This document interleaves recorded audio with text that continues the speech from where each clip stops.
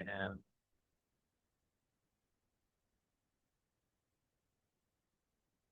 what we kind of looked at was for water. So we had ice down here. We got some liquid water in the middle. And we had some steam, which is obviously the version of water. And where we have these sort of plateau areas here, that's the normal sort of melting point and freezing point for water, which was 0 degrees and 100 degrees Celsius there. And remember that as we sort of do these transitions, solid to liquid or backwards, or liquid to gas, it does occur at the same temperature. The only difference there is you're basically just putting energy in or energy out, depending on what you're doing. So at 0 degrees, for example, for water, that sort of transition is where we use the delta H of fusion. And again, that is the energy basically required to not really change the temperature of anything. It's staying at 0 degrees at this point. Basically, we're just taking from, for example, 0 degree to liquid water. Fusion will do that, and roughly water specifically, like 0.2 are roughly 330. We also see up here where it plateaus again, meaning the temperature is not changing, staying the same, but are changing state. Is going from liquid to gas. And again, the energy required to do that transition is what is known as the delta H of vaporization. And again, specifically for water, that is roughly 40.7 kilojoules per mole, or around 2260 joules per gram to do that. Remember that it is the same amount of energy, which way you're going in that transition, going from liquid to gas or gas back to liquid, or solid to liquid or liquid back to solid. The difference is the sign. So again, remember in a exothermic sort of process, energy will have values that are negative, and for endothermic, they will be positive. So if you were doing the transition of ice to liquid water at 0 degrees Celsius, that should be a positive 335 joules per gram. If you're going the other way around from liquid water back to ice, that's going to be an exothermic process, and it's going to be negative 335. So again, really the number is going to be the same regardless of which way you're going. Thank you. And just the sign is going to be different. Now remember, as we also talked about in this sort of cooling curve or heating curve, depending on which way you're going, at all those places where we are kind of going vertically up here, are rising basically, which are in the blue here. These are, again, all places where basically the phase stays the same, but we do change the temperature. So again, if you find yourself somewhere in those locations, again, a throwback equation that we use there from chapter 10, Q is equal to ms delta T, the specific heat equation, again, is the equation that you would use to roll through here. Now, when you're using that equation, again, you want to be careful for the specific heat capacity. For example, like we saw in the example we did, when we got to ice or we got to steam, which is still water, the specific heat capacity is no longer 4.184 because that is specific for liquid water. Again, ice and steam is more like 2 joules per gram per degree Celsius. So it does change depending on the phase. You want to make sure you're getting the right sort of specific heat capacity for the phase that you're in when you're doing that. If you're interested, again, as we were in that example of the total amount of energy required to do those sort of transitions, you basically just add up all the individual sort of energy steps along the way, and that'll give you the total amount of energy to do that. Any questions on any of that stuff we talked about there? All right, so the other sort of important thing in this chapter we're going to talk about is intramolecular forces and intermolecular forces. And we probably touched upon some of this stuff as we went through some other chapters, but officially here, intramolecular forces are the forces that hold together basically one molecule. So if we just take, for example, one single water molecule, it is basically held together through covalent bonding. So it's held together through this bond between the oxygen and the hydrogen, Also that bond between the oxygen and the hydrogen. So this sort of covalent bonding that's happening here is an intramolecular force, which means within the molecule itself. So covalent bonding is an intramolecular force. Ionic bonding, where you have electrostatic attraction, positive ion, negative ion together, also an intramolecular sort of force as well. Intramolecular forces, again, hold together individual sort of molecules or substances. And that is different than intermolecular forces. Intermolecular forces are forces that hold together basically one molecule with another. So individual sort of molecules, how they're held together is intermolecular forces. So again, if you took a couple of water molecules, they would be held together by a force, whereas we will talk about water is a polar molecule where the oxygen is more negative, the hydrogen is more positive, and they will be held together by this force right here. And this force right here is an intermolecular force, as we will talk about here coming up. It's basically hydrogen bonding is what that force is known as. And that is the force that holds this entire water molecule together with this entire water molecule. And it's also the forces that hold together, as we see in this example, same types of molecules, so water with water. And it's also the types of forces that are important for how things interact with different molecules as well. So, how, for example, water interacts with other molecules is really important with intermolecular forces. And all intermolecular forces pretty much work the same way. So the way that intermolecular forces basically work is a simple arrangement of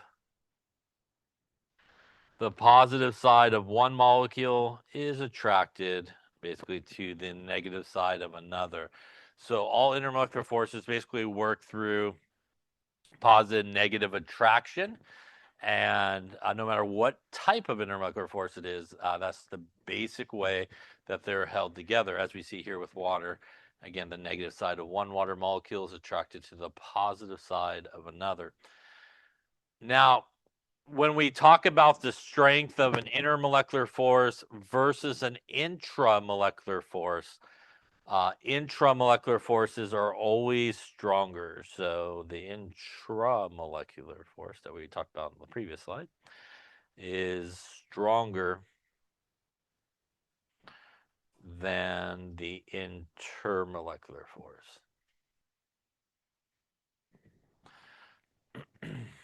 And we know that actually by, again, this example here of water. And we know that because when we heat water, for example, liquid water, what happens is as you're heating it, it is actually this bond right here, the bond that holds both of those water molecules together, that actually breaks. And that's what allows, for example, this guy to go off and make steam, and this molecule go off.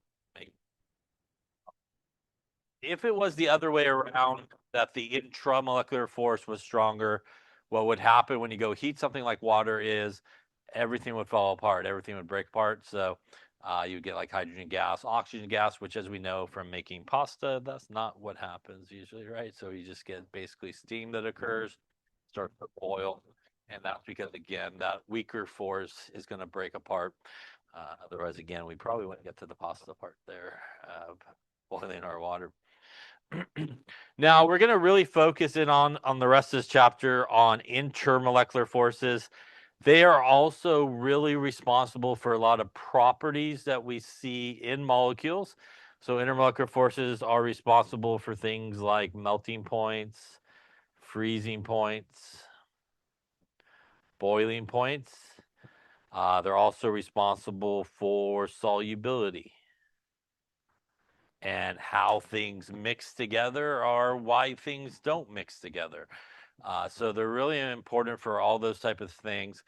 One of the things in terms of melting point, freezing points, and boiling points is if you have a relatively strong intermolecular force, you typically will have a higher boiling point, melting point. If you have a really weak sort of intermolecular force, you'll have a much lower boiling point and melting point than something with a much stronger. So if you just think about it logically, if we were just taking this example here where we want to basically break apart these molecules into gas, basically, or steam, the stronger this bond is, the more energy you got to put in there to break it, and that's going to correlate to a higher boiling point. If we had different molecules there that are held together by a different type of force that's really weak, you wouldn't have to put as much energy in there to get them to separate apart from another, and that would relate to a lower or smaller sort of boiling point. Solubility is a really big one as well. We'll talk more about it as well in the next chapter, but that essentially is intermolecular forces, how things interact with other molecules, how they interact with themselves and other molecules. And one of the key things is things that have very similar types of intermolecular forces will tend to be soluble in each other. And that's because they're basically going to be able to interact with other molecules the same way they interact with themselves, and that makes them things mix really, really well. If you throw together two things that are using two very different types of intermolecular forces, they're going to have a really hard time interacting with each other because one's going to want to use one type of intermolecular force, the other is going to want to use a different one, and they're not going to mix or really interact well with one another because of that. So they play a really important role in a lot of aspects of molecules and how they interact with other molecules. And once again, as I mentioned, there's our intermolecular force between our two water molecules here. So let's talk about some different types of intermolecular forces.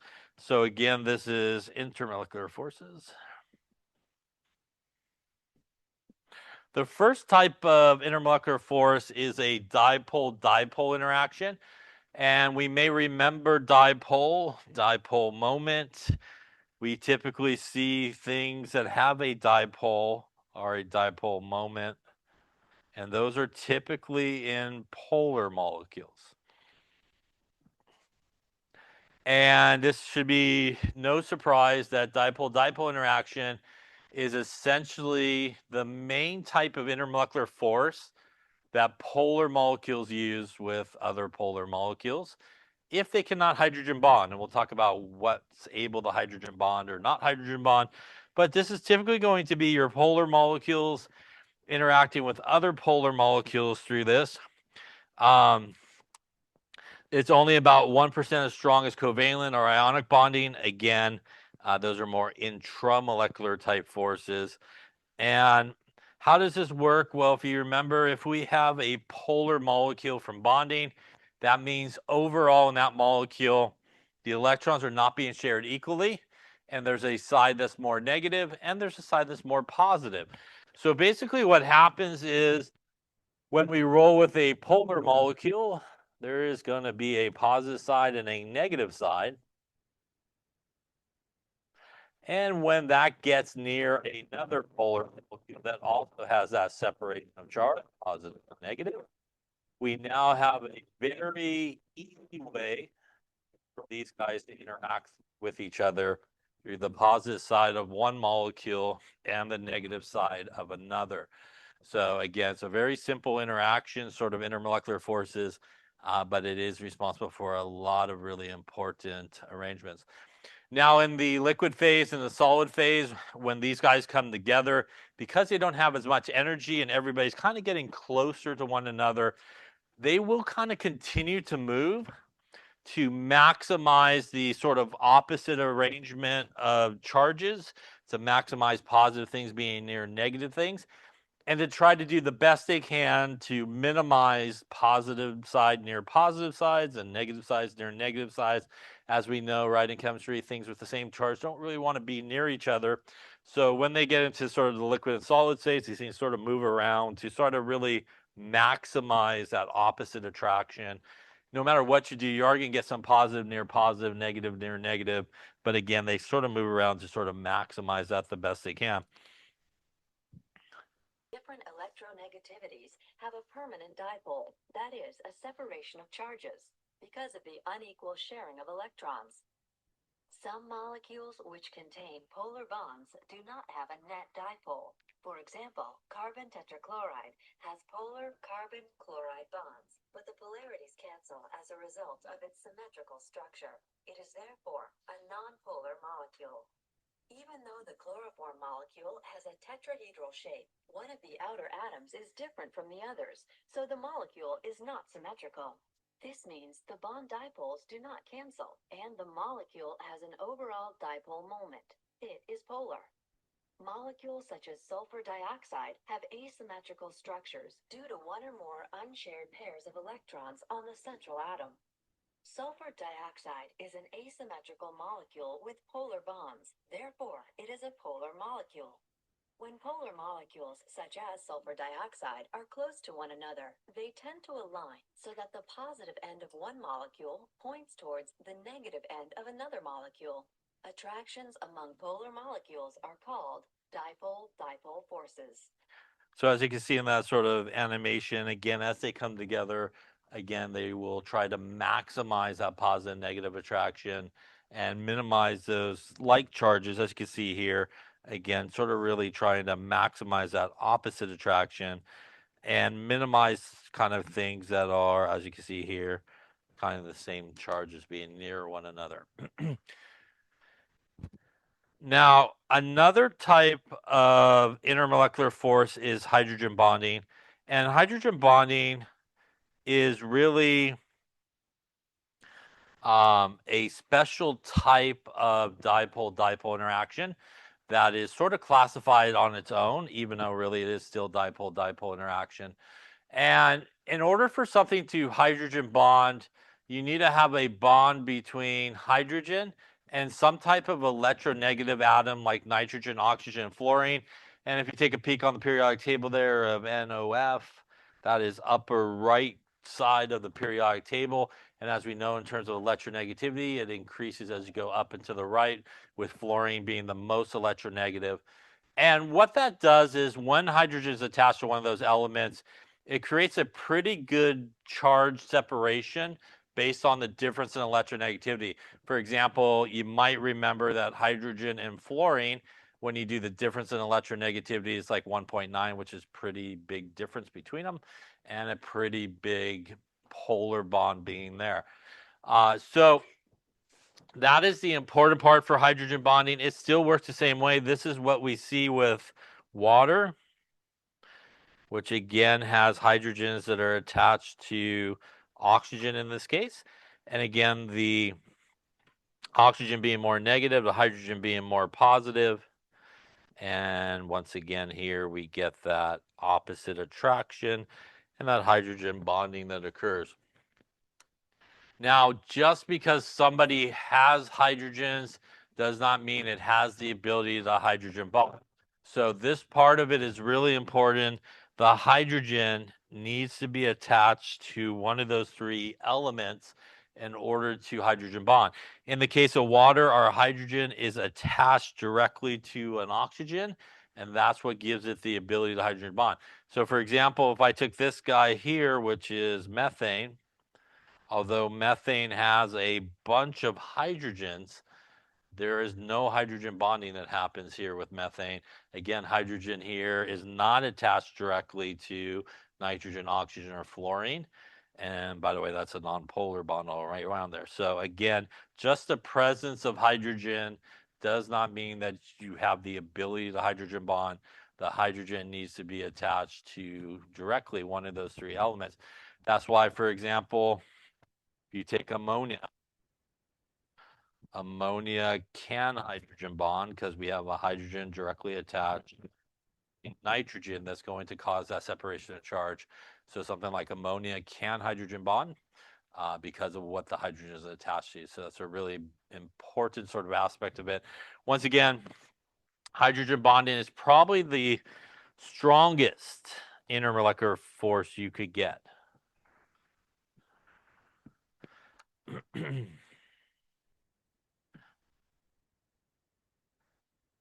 Some polar molecules have unusually strong intermolecular attractions called hydrogen bonding.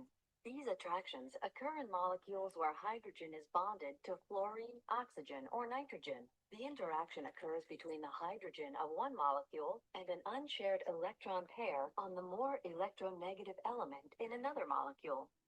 The orientation of hydrogen fluoride and water molecules in the liquid states of these substances is determined by hydrogen bonding. The hydrogen atom in hydrogen fluoride is attracted to the fluorine atom on another hydrogen fluoride molecule.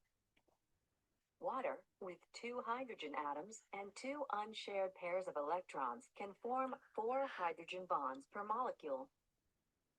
In ice, hydrogen bonding leads to a tetrahedral arrangement of water molecules around one another, forming 6-membered rings that leave open channels through the ice structure.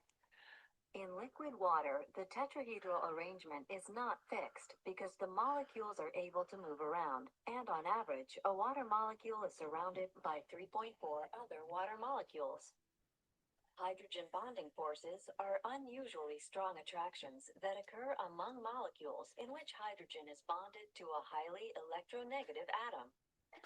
So as you saw sort of in that video, one of the things we also talked about, again, the idea that ice is less dense than liquid water. So you can see in the sort of ice form, those water molecules really can get as close to one another as possible, creating all that open space between the water molecules. But again, in the liquid phase, they have a little bit more energy. So they actually can move a little closer to one another because they have a little bit more energy. And again, that makes one of the unusual properties of water, where its solid form is actually less dense than its liquid form because of the hydrogen bonding that's basically occurring here. Now, another type of sort of force uh, is what is known as a ion dipole interaction.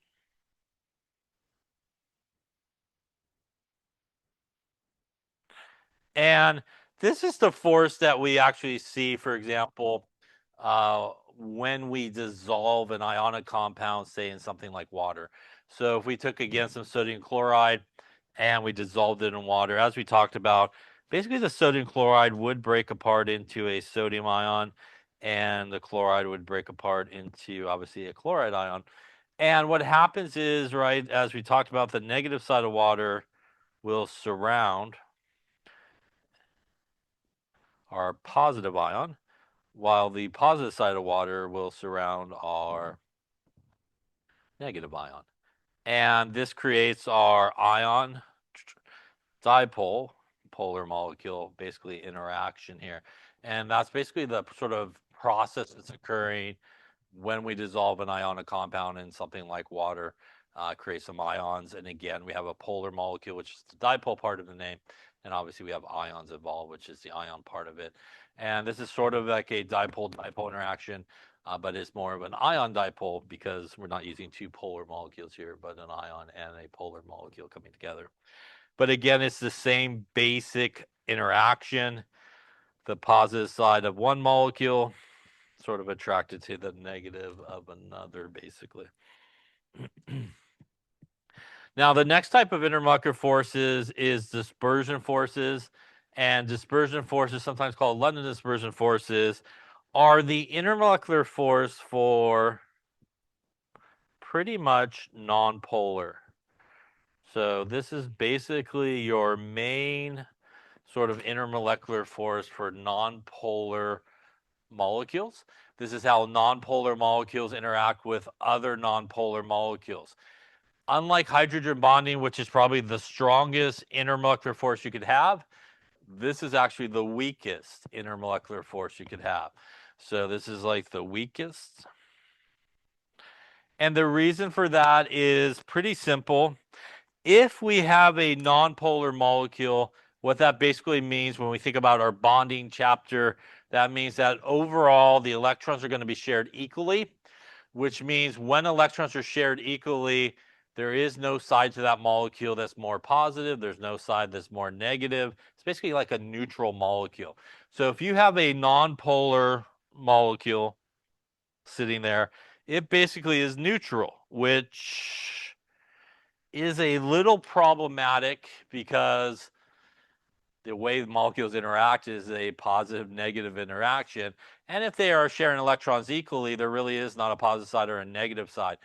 So the reason these are very weak interactions is they need something to happen.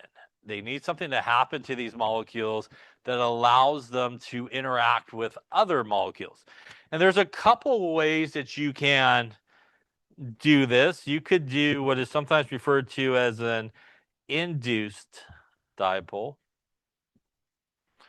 And an induced dipole is what happens, for example, if I did have a nonpolar molecule hanging out and I brought myself in a polar molecule or even a ion. You could either use a polar molecule or you could even use an ion if you like. Kind of the same idea will happen. But what happens when any of these things that have a charge gets near something that doesn't have a charge is the electrons, for example, in my nonpolar molecule there on the right is going to go, no, thank you. There's negative charge there. I'm going to head this way. And what that will essentially do is temporarily create a charge separation in your nonpolar molecule. And now because there's that temporarily sort of charge separation, they have a way of interacting with each other. Why is this temporary? Well, that polar molecule or ion kind of floats away a little bit. That interaction and the nonpolar guys can come back to normal. It's sort of electrons, and it's not going to be able to maintain that interaction for a long period of time. You could think of it like oil and vinegar salad dressing, right? You shake it up, right? Mixes for a bit, but let it sit. It'll eventually kind of separate out from each other. They have no way to maintain this over a long period of time. It can for a short period of time, but can't maintain it. So that's one way that you could kind of get this to occur. But you may be saying in a nonpolar interaction, I don't have polar molecules there or ions there. So what happens in that situation? Another sort of situation occurs, which is sometimes referred to as an instantaneous dipole occurs. And it's kind of the same situation. You're starting with two maybe nonpolar molecules. Again, they are both basically neutral.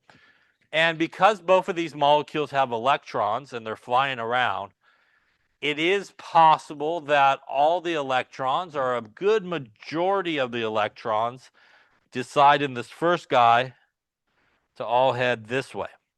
And what that's going to do is if they all are flying around and sort of end up on like the left-hand side of my molecule here, that's going to cause that nonpolar molecule on the left to temporarily gain itself a charge. And if it is still sitting next to the other nonpolar molecule, its electrons will decide to go the other way, away from the negative side. Or actually, I went positive there, so actually we'll go that way, since I drew the positive on that side. Get rid of my arrow there. And that's then going to create in the second nonpolar molecule a separation of charge. And now these normally nonpolar molecules that do not have this like separation of charge have now temporarily gained some charge. And now they could temporarily sort of interact with each other. Again, these are very temporary because as soon as those electrons come back from vacation, it's going to kind of lose its separation of charge, and now it's going to kind of break apart. New sort of ones will form as that happens, and new ones will form, and so forth. And these are two ways that, sort of nonpolar molecules can sort of interact with one another. So dispersion forces, as I mentioned, are pretty much the main root of nonpolar interaction. To be truthfully honest with you, everybody, even polar molecules, can do some type of dispersion forces, like we see here up towards the right. But it is not their main way of interacting. So nonpolar molecules, this is the main way they interact through these very weak sort of forces. Now, because these are really weak sort of forces, they are not held together very tightly and can kind of come apart very easily. And these things typically have very low melting points and boiling points. A lot of organic molecules are nonpolar and they're held together by these type of forces.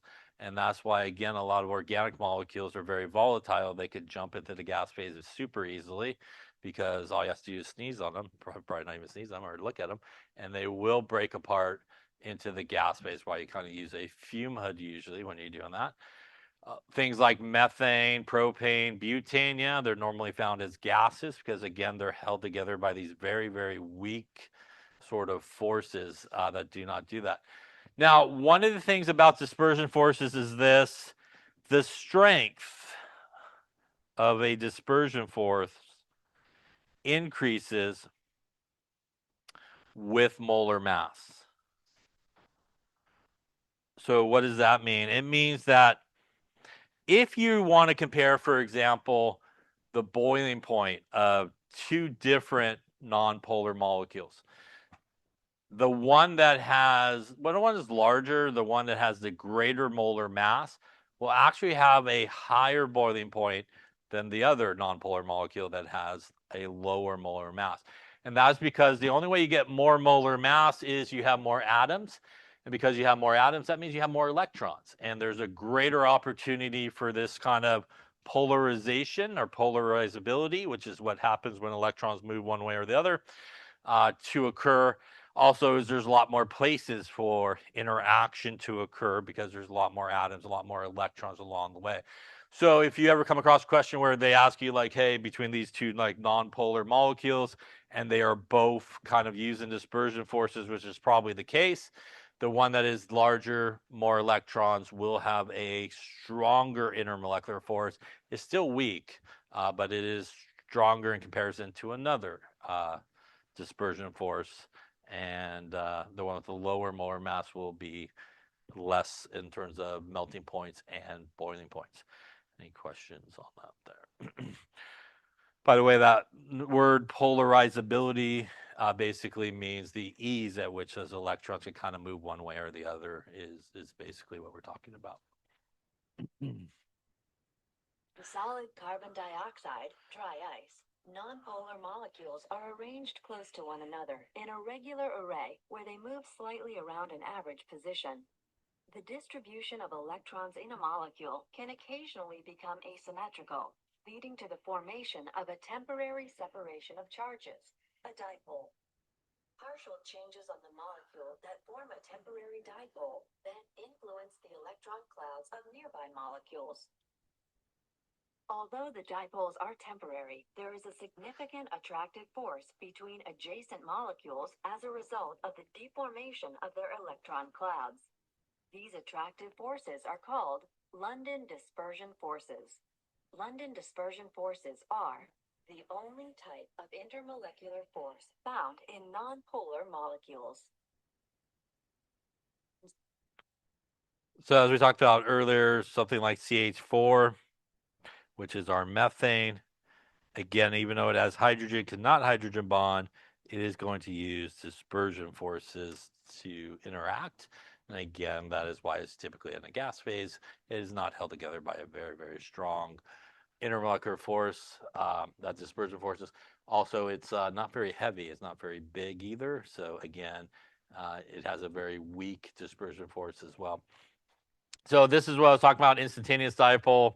Again, normally we don't have a charge, but electrons sort of separate, temporarily give a charge, going to influence this guy to get a charge that it normally doesn't have. And now we have a negative side on one and a positive side on the other. And again, that's going to give it a place to interact with one another through that separation of charge. Any questions on intermolecular forces? So just to summarize, on one end, we have hydrogen bonding, which again has to be a hydrogen that is attached to a nitrogen, oxygen, or fluorine. And these is typically polar molecules' main force of interaction that can hydrogen bond. And again, this is really your strongest here. So an example, again, would be water is an example of that. On the other end, we have dispersion forces. And this is your main one for nonpolar molecules. And this is going to be your weakest. And again, an example of that, CH4, CO2, as we just saw, as some examples. And dipole-dipole interaction, also your main one for polar molecules. And I will classify these as polar molecules that cannot hydrogen bond. Yeah. So again, really hydrogen bonding and dipole-dipole, kind of the same thing. They both are basically polar molecules, but hydrogen bonding is sort of a special class of dipole-dipole. Those that cannot hydrogen bond will just use dipole-dipole interaction in terms of how they sort of come together. An example, obviously this is a strong force as well. I think they had up there CH3Cl or something like that. Again, going to be a polar molecule, cannot hydrogen bond. It will do something like that there, or even like NF3 as well. Something like that is polar and can do that. Any questions on intermolecular forces here?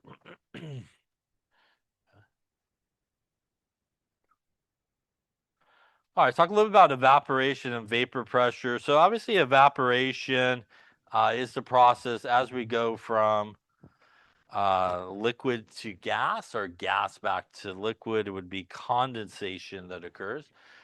Now, at the surface of a liquid, there's always sort of an exchange of evaporation and condensation happening. So at the surface there, we have molecules that are jumping out of the liquid phase. We also have slow moving molecules that are also sort of dropping back into the liquid phase. So at the surface of any liquid, you sort of have that process occur. That is also why, for example, if you spill a little bit of water or something, right, like on a bench, eventually it will evaporate. And it'll evaporate because you have a bunch of evaporation happening of those water molecules. And what you actually have in this case is air pushing those molecules away that are evaporating and going into the gas phase. They're no longer available to come back into the liquid phase. And eventually, right, it'll all get pushed away. You got a greater rate of evaporation than you do condensation coming back into the liquid phase as the air moves those guys away. And it will go away and it will eventually evaporate. That's also why, as you know, right, if you put that same liquid like in a beaker or a glass, it's going to take a lot longer for it to evaporate, right? And that's because, again, you got the same process happening, but there's a lot of water molecules underneath um, that will still continue to evaporate. And also, you'll have a little bit more condensation happening in this case, rather than it all being spread out like on the bench, where there's greater surface area where everything's happening all spread out all over it at once. That's going to make a greater rate of evaporation. Also, why when you put a cap on it, you don't get any evaporation, right? Because it can't escape, right? Now, when we talk about sort of the liquid escaping from the liquid phase into the gas phase, it does create, for example, in the case of water, it creates steam.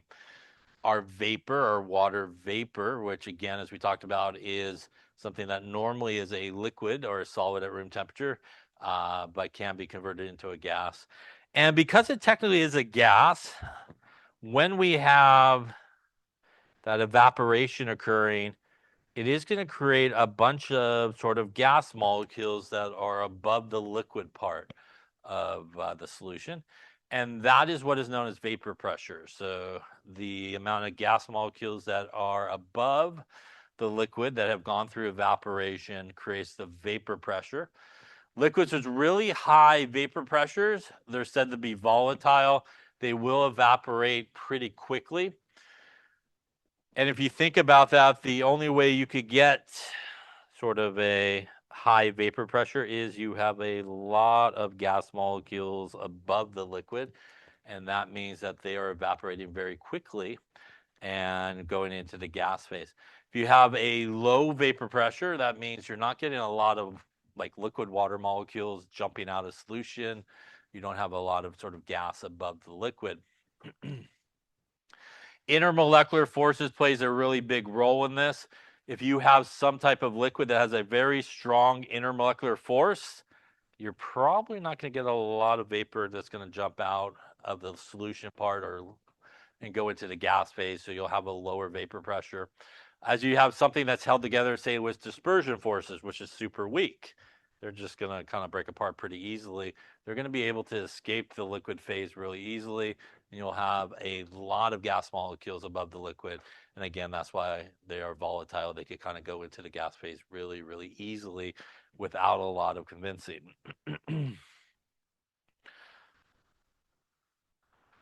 Now, when we talk about a liquid in a closed behavior, a couple of things sort of happen.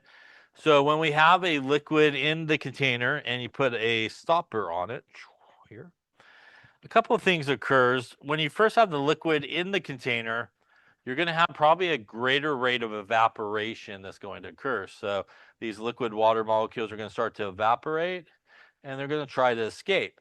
Problem is they can't escape because, you got a lid on it. And what that's going to cause is these guys have really nowhere else to go, but they're going to kind of work their way back down and going to start to go through condensation. And you will start to increase the rate of condensation at this point. So you have a pretty high evaporation rate to start with, start to increase the condensation rate. And eventually what will happen is the rate at which it is leaving the solution will equal the rate at which it is basically entering the solution and coming backwards. So basically the rate of evaporation will equal the rate of condensation in this case. And eventually your liquid will actually come to rest over here on like the right-hand picture. If you look at it really closely, you oftentimes will see that the liquid level has changed a little. It's gone started. And that is because when you started, you had no basically vapor above the liquid. And as this process of evaporation occurs and you start creating some of these gas molecules that are above the liquid, the water molecules that were originally in the liquid part are now above it flying around, right? So again, our liquid level comes down a little bit because we lost some molecules due to evaporation. Any questions on that there?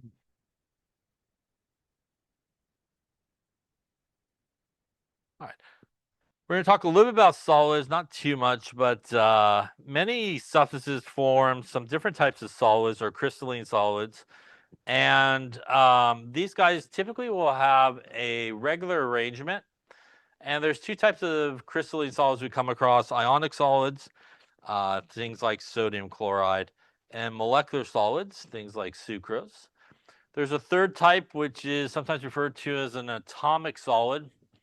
And that contains basically only one type of element that's covalently bonded to another. Something like graphite, which is carbon, attached to other carbons as well. Now, when we talk about sort of ionic solids or crystalline solids, they have a very repeatable sort of order. So they are put together in such a way that it is like super repeatable. You'll learn this maybe in 1A, but for example, if our ionic guys come together like so, in a very badly non-three-dimensional drawing here. And let's just say these are all sort of the ions that are held together in a solid. It is so repeatable that you could actually just pull out like a piece of that solid, and you basically could just keep repeating the same sort of piece that you pulled out over and over again. And you could actually rebuild the entire solid. So for example, if I were to take a look at this and just pulled out just a little sampling of this solid, and I just kind of pull out, something like this. And this little box here, which is sometimes referred to as a unit cell here, it will have a little bit of some of the atoms of everybody there that's neighboring one another. And because of that, you actually can just take that little piece that you cut out and basically just keep stacking them on top of each other. And like I said, it is so repeatable that just by stacking that exact same pattern, basically, if you're a much better drawer here, you basically can rebuild that entire sort of three-dimensional structure by just using that repeatable unit, which again is sometimes referred to as a unit cell.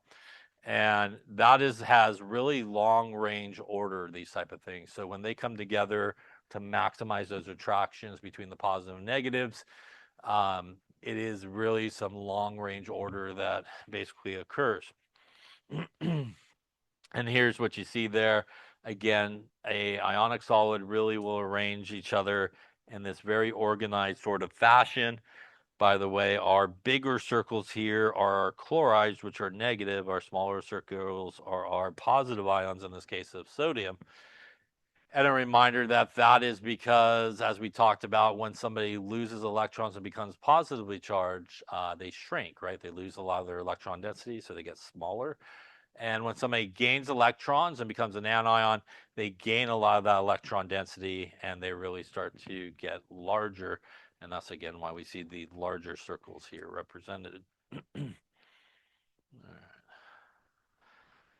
And here is an example here of the three types of sort of solids here. Here's our atomic solid where we have carbon arranged in a diamond. We also have our ice here. And once again, you can see all that big open spaces there. That makes the density of ice a lot smaller than liquid water. And over here is our ionic solid here and that really long range order that occurs. Now, when we talk about bonding in solids, they are held together by really strong, sort of oppositely charged ions. Again, definitely ions or ionic solids are held together by these really strong intramolecular sort of forces. Again, ionic solids typically have very, very high melting points. And that is why, again, if you remember, like when we did some of those experiments where we did have a ionic solid left over with some water, we were able to very much evaporate off the water because, again, the boiling point for the ionic guys is super, super high and it will never really boil. It will never evaporate. At best, it will start to melt if you really, really torch it before it would go into the gas phase. So remember, we can kind of use some of those differences in physical properties to separate out things. Molecular solids are held together by intermolecular forces, and they typically melt at lower temperatures. So again, because these guys up here are held together by intramolecular forces versus our intermolecular forces, they typically are much weaker, as we talked about. All right. Now, in addition, in metals, sometimes we deform an alloy, and that's a substance that contains a mixture of elements and has metallic properties. There's a couple of sort of alloys that we sometimes come across. There's a substitutional alloy, and that's where basically some of the original sort of element atoms have been replaced by other metals. So something like sterling silver is 93% silver and a little bit of copper sort of in there. An interstitial alloy is one where there are holes among these metals and they are occupied by smaller sort of elements within those holes. Steel is an example of that. It has carbon in between the iron atoms, and that makes our steel.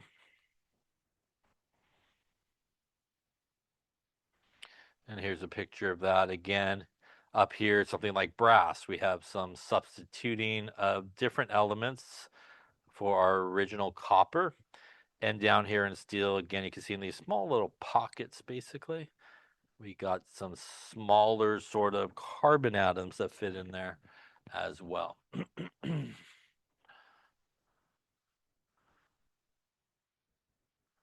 All right, that we're off to chapter 15, which is solutions. And so we just got a couple more to go 15, 16, a little bit of 17, and we're almost there. So in chapter 15 here, we're going to talk more about solutions and we're going to talk about concentrations of solutions, how to calculate them.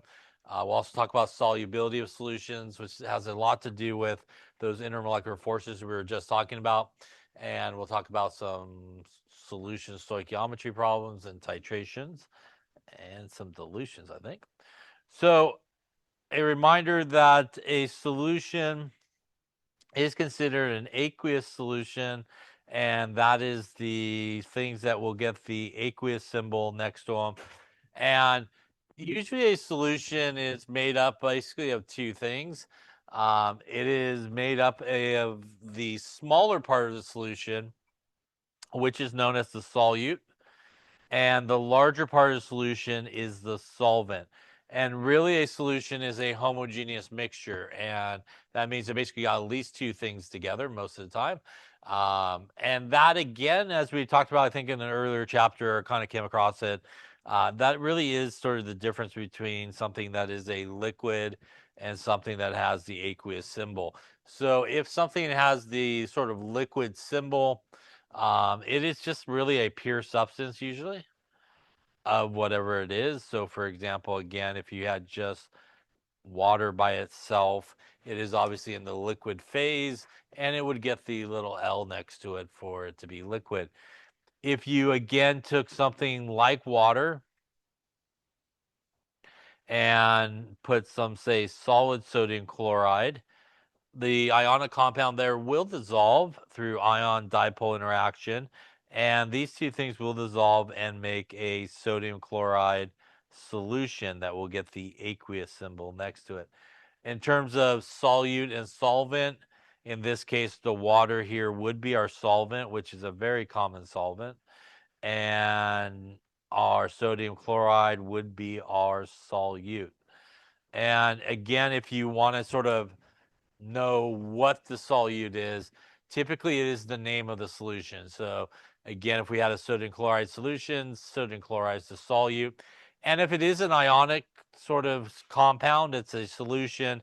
I would say probably 9 times out of 10, even more than that, water is probably going to be your solvent.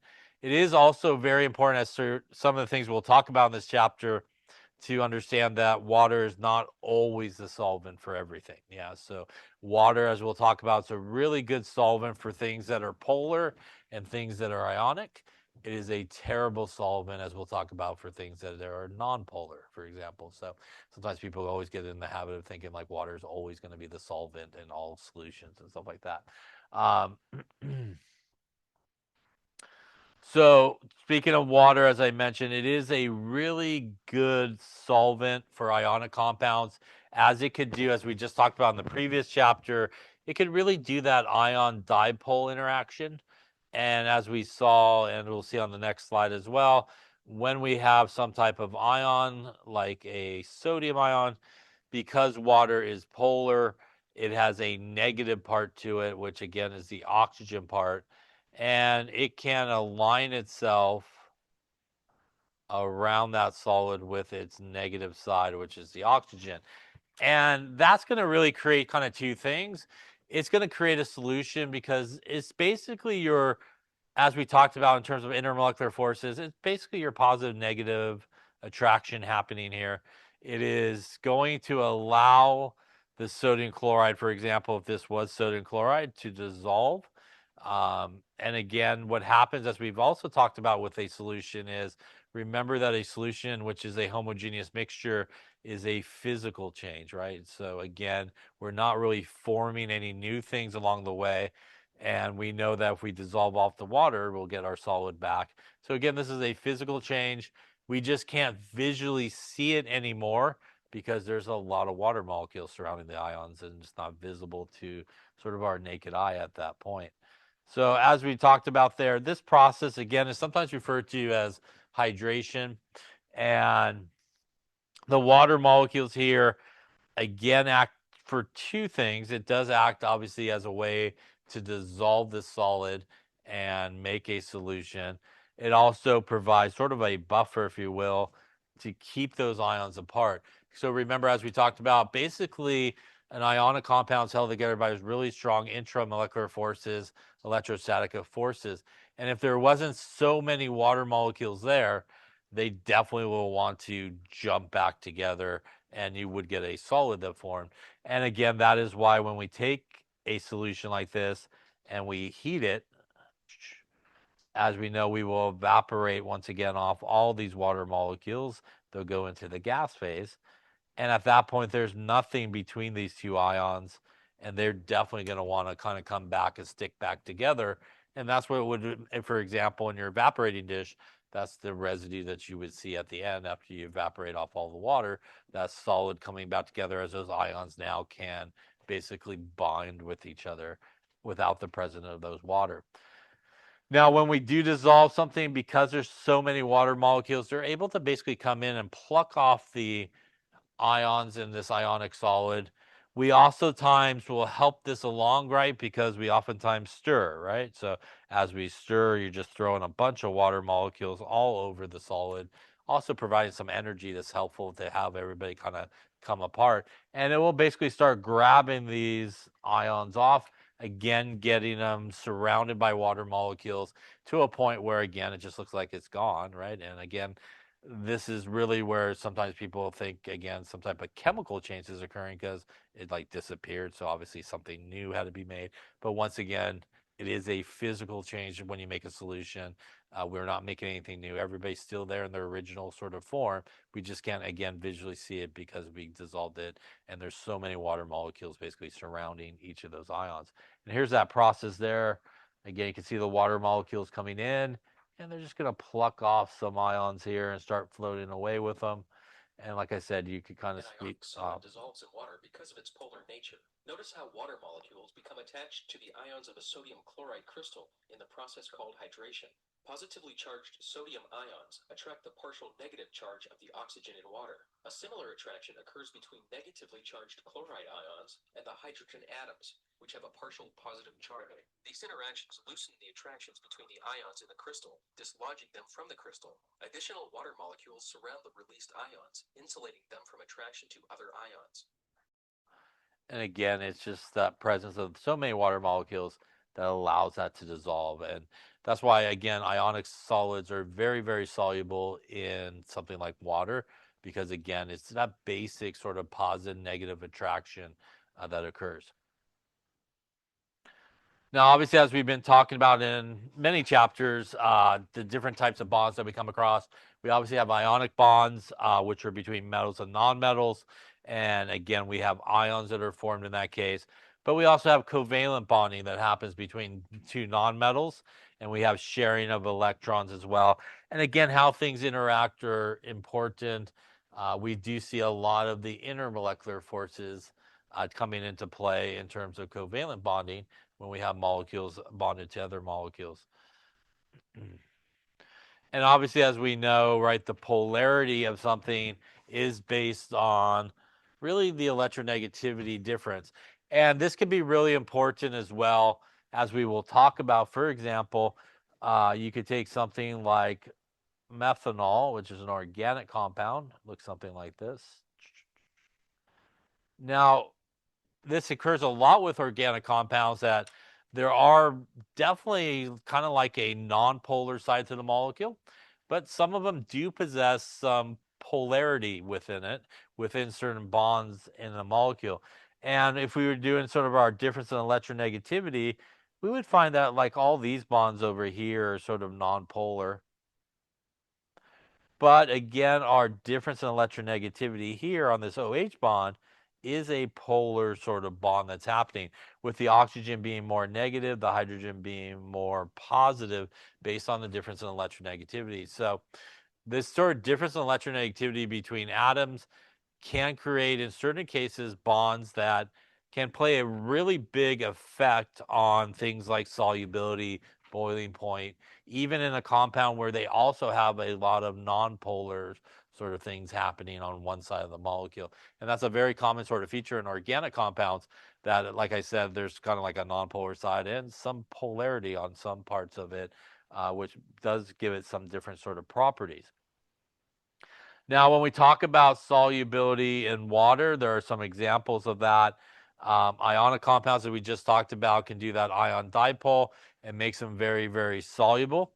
But when we have certain substances that are non-ionic, There are certain substances that are also very soluble in water.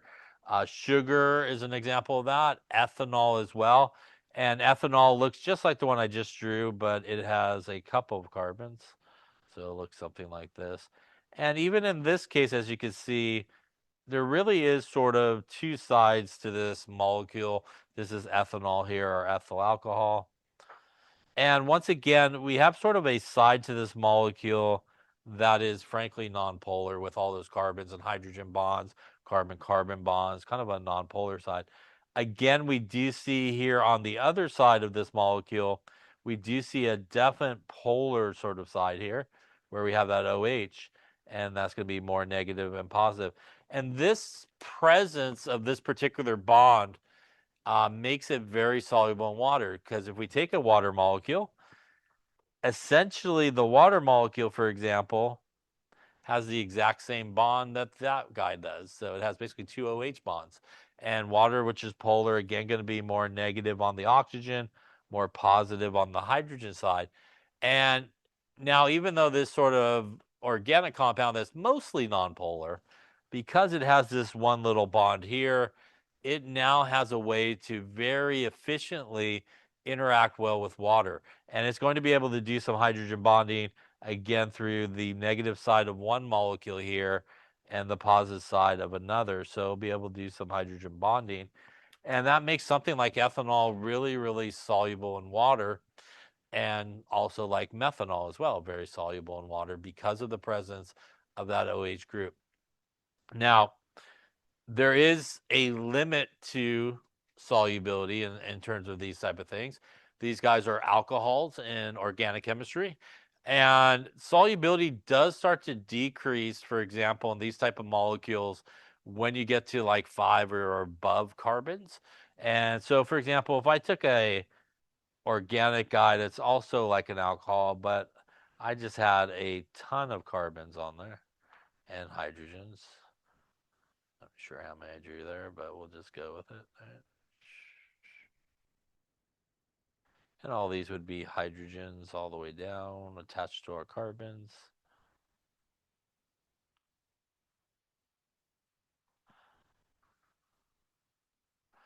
Now, this molecule here that I just drew has a very big nonpolar part. It still has this little polar part over here. The problem, though, what happens, typically speaking, in organic compounds, when you get to kind of 5 and above carbons, is the nonpolar side gets too big to allow water to kind of sufficiently get in there and interact with the polar side, sometimes referred to as steric hindrance. It kind of gets in the way, the big nonpolar part. And because of that, this guy, for example, even though it has the same bond, is pretty much not going to be soluble in water because of this really big nonpolar part of it. It just gets in the way of it. And one of the things you want to think about is if something's going to sort of be soluble in water, what you're essentially doing when you get something to mix with water is, before you mix anything with water, there is basically water and water interactions, right? So all the water molecules are basically attached to each other in just liquid water before you try to dissolve anything in it.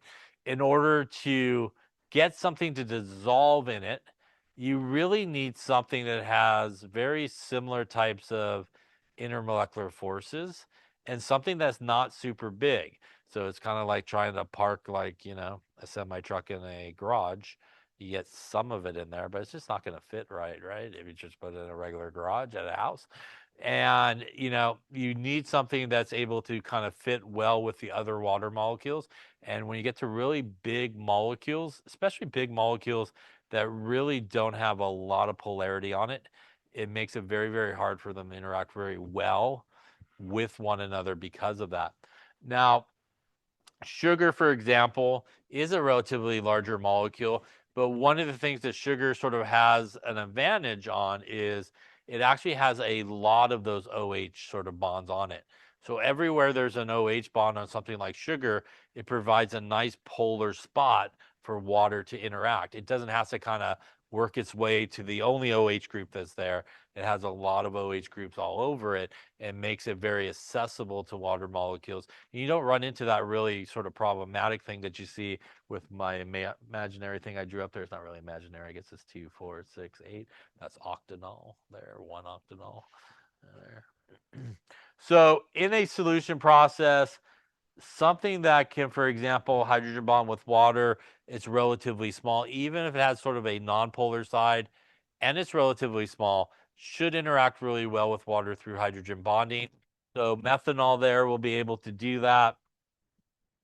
Ethanol, as we see in this picture, again, able to hydrogen bond, not super big, the nonpolar part of it. So it works really well. It fits in really nice with the water sort of matrix. Now, what about oil and water? Do they mix? They really don't mix. And basically, the major component of oil is basically nothing more than really, really long chains of carbons attached to carbons. And attached to those carbons are hydrogens. So just really, really long chains of carbons and hydrogens attached to one another. And if we think about sort of our polarity of everybody here, I'll just put dots here. Um, the carbon-carbon bond definitely going to be a nonpolar bond as they have the same electronegativity. The carbon-hydrogen bond is nonpolar because it has a difference of 0.4. And because of that, again, oil molecules pretty much are going to be nonpolar and not going to be soluble in water. Why is that really? It is because, as we just talked about in the last chapter, if you think about our water molecules, the way water wants to interact with other water molecules or just other molecules in general, it wants to do hydrogen bonding. That is like its thing. And when water molecules are there, it wants the hydrogen bond with other water molecules. It wants the hydrogen bond with other molecules that can hydrogen bond.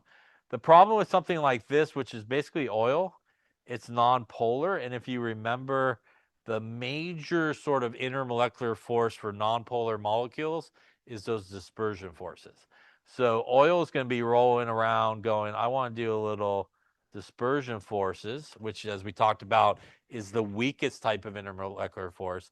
Hydrogen bonding that happens with water is what it wants to do, which is the strongest. And those two forces are very, very different types of forces, and they really don't mix the forces. So one wants a hydrogen bond, one wants to do dispersion forces. And for the long period of time, as my example earlier with sort of the oil vinegar salad dressing, but my long period of time here, they cannot maintain that interaction. They just can't. They can, for a short period of time, they both could kind of do a little dispersion forces, but really water is going to want to roll with hydrogen bonding. It's not going to hang out there that long. And our oil can't really maintain that type of interaction. And one of the differences between these types of intermolecular forces, when you think about a polar molecule and you think about a nonpolar molecule,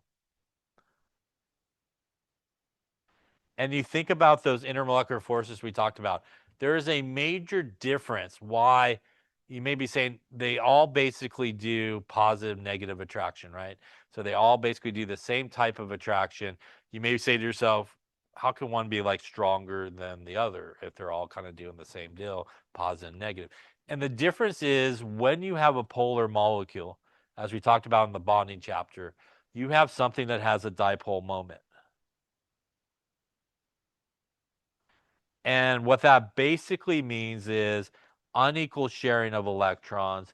You basically have a molecule that always, no matter what you do to it, it will always have a positive side and a negative side.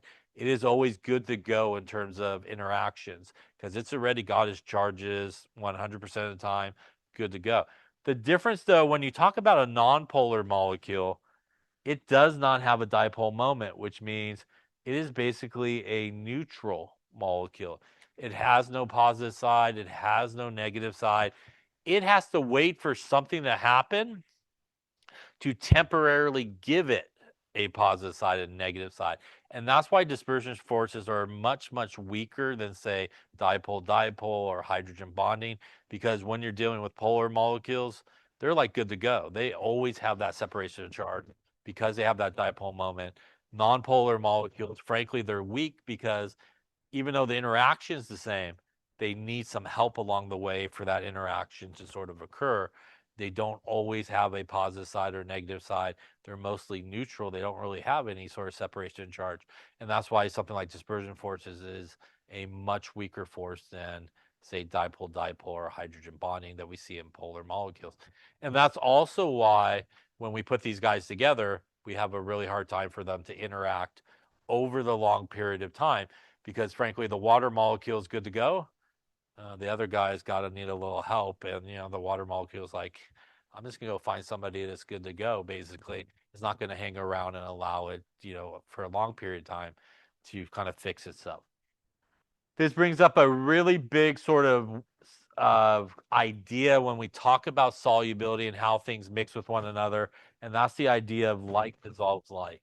So when we talk about like dissolves like, things that have similar intermolecular forces will be soluble in each other. Things that use very different types of intermolecular forces will not be soluble in each other. What that essentially means is when we talk about like dissolves like,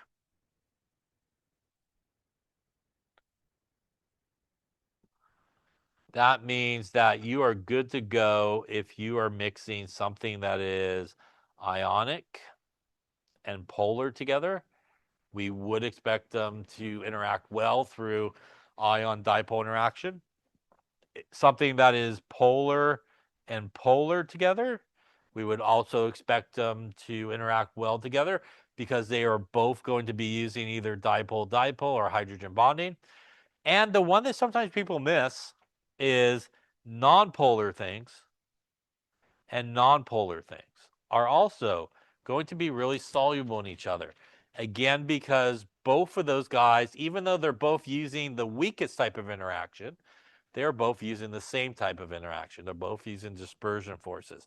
So when you take a nonpolar thing and a nonpolar thing, you do expect it to mix because they're using still the same type of force. You really only run into some bad trouble in terms of insoluble when you kind of cross over and you take a polar thing and a non-polar thing. That usually is not going to mix. It's going to be insoluble in each other. So if you had to predict solubility or if these things should mix, if they are using similar types of interactions, you definitely should be good to go in terms of the mixing. If they're using different types of interactions, polar and non-polar, definitely they will not. Here is a picture of sugar. And again, as I mentioned, what helps sugar out with solubility is, as you can see, it is littered all over the place with that polar OH bond. And that allows water many, many places to interact with it. It doesn't have to just go find one small little place off in the outside of it to interact. It can very easily find that and makes it very, very soluble. On the bottom, as I drew on the previous slide, basically this is oil, non-polar all day, just carbons and hydrogens. Going to be rolling with dispersion forces, not going to work really well with water. And that's typically what we see if you take oil and water. Typically the oil floats.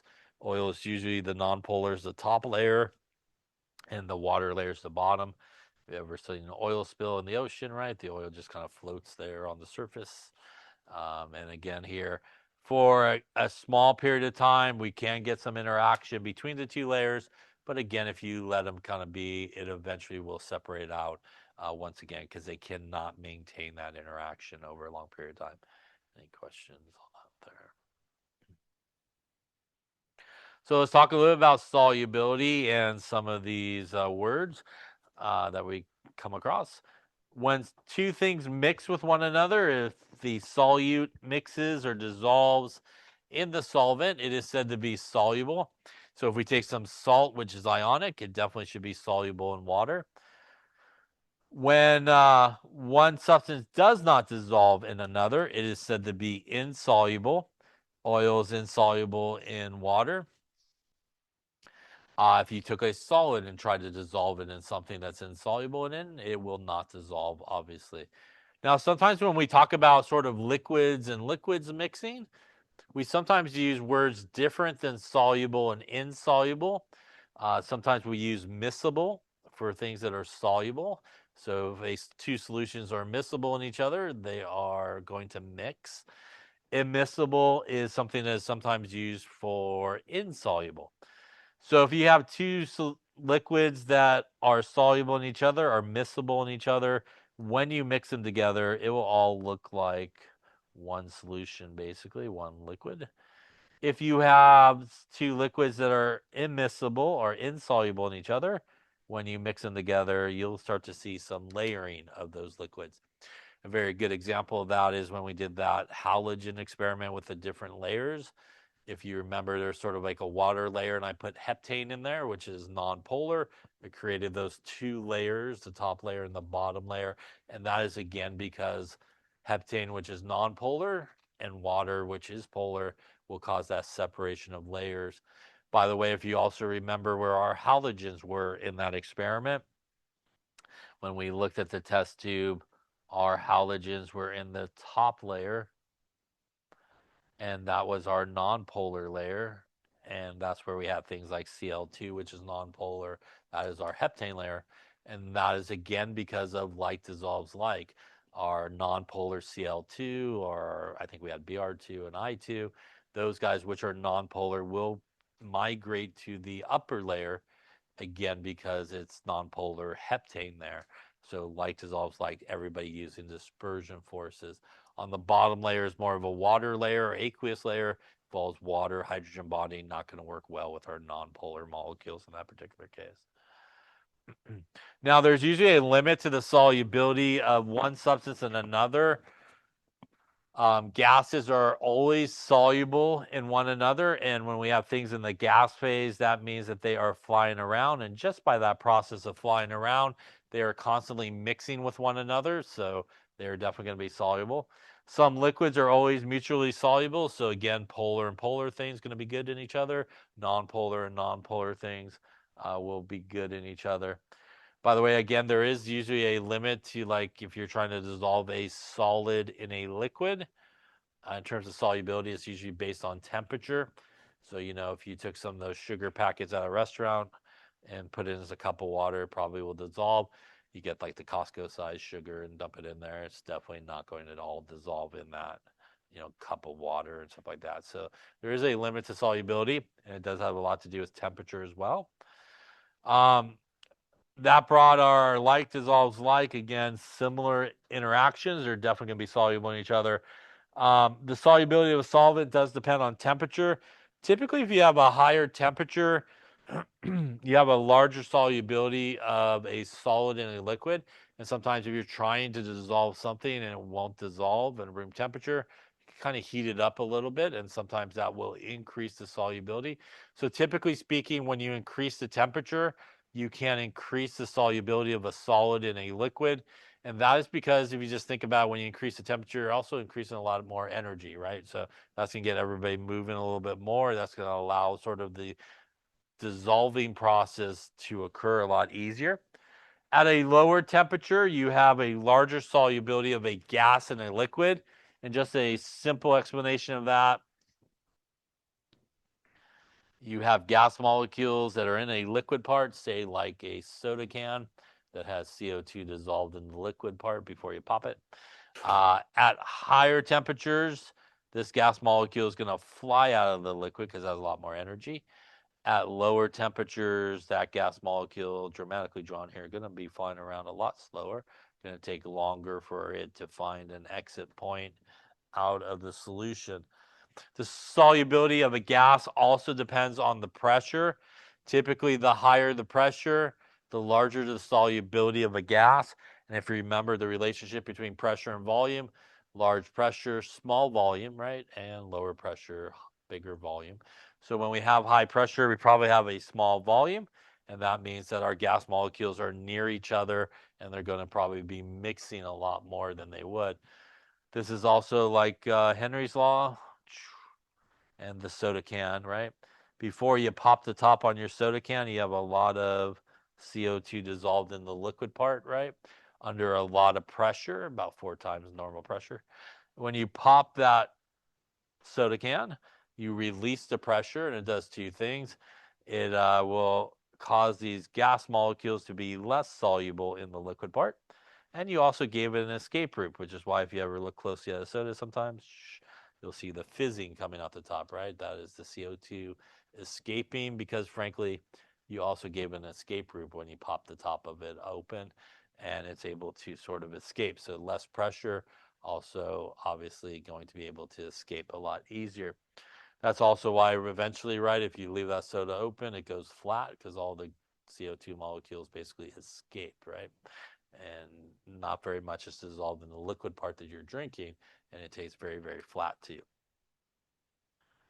Now, when we talk about solution composition, there's a couple of ways that we can sort of classify a solution. And first off, if we have too much solute that's dissolved in the solvent, that's going to create what is known as a saturated solution. And a saturated solution is one where you have a lot of solute dissolved in it. You basically have hit the maximum amount of solute you could dissolve at that given temperature. So a saturated solution is like the point where, like, I've hit the maximum at this temperature that I could get to dissolve.